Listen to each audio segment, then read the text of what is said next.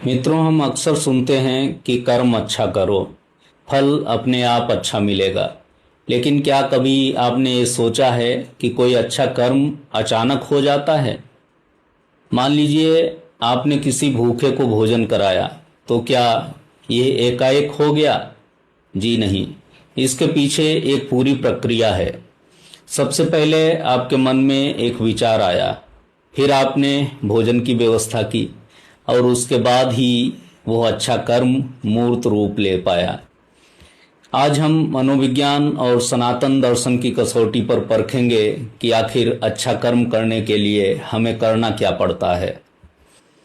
विज्ञान और मनोविज्ञान की दृष्टि से समझें तो दुनिया का हर महान या छोटा कर्म सबसे पहले हमारे मस्तिष्क के न्यूरॉन्स में जन्म लेता है।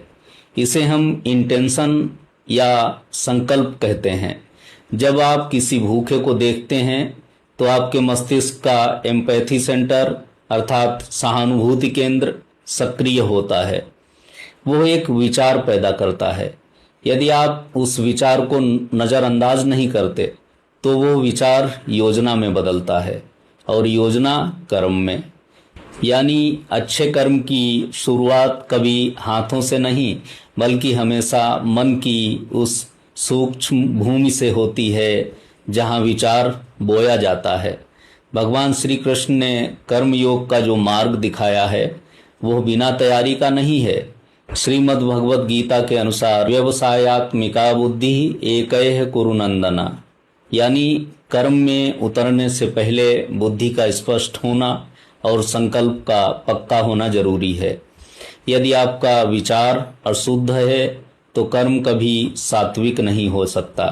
विचार, संकल्प, योजना और तत्पश्चात निष्ठावान प्रयास, यही वो 4 चरणों की सीढ़ी है जो किसी साधारण मनुष्य के कार्य को पुण्य या श्रेष्ठ कर्म में बदल देती है। लोग अक्सर कहते हैं कि हमारे पास सेवा करने का मौका नहीं है या हमारे पास साधन नहीं है।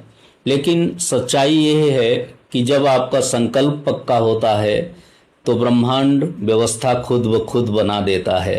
भूखे को भोजन कराना सिर्फ दया नहीं है बल्कि यह इस बात का प्रमाण है कि आपके भीतर का इंसान जीवित है।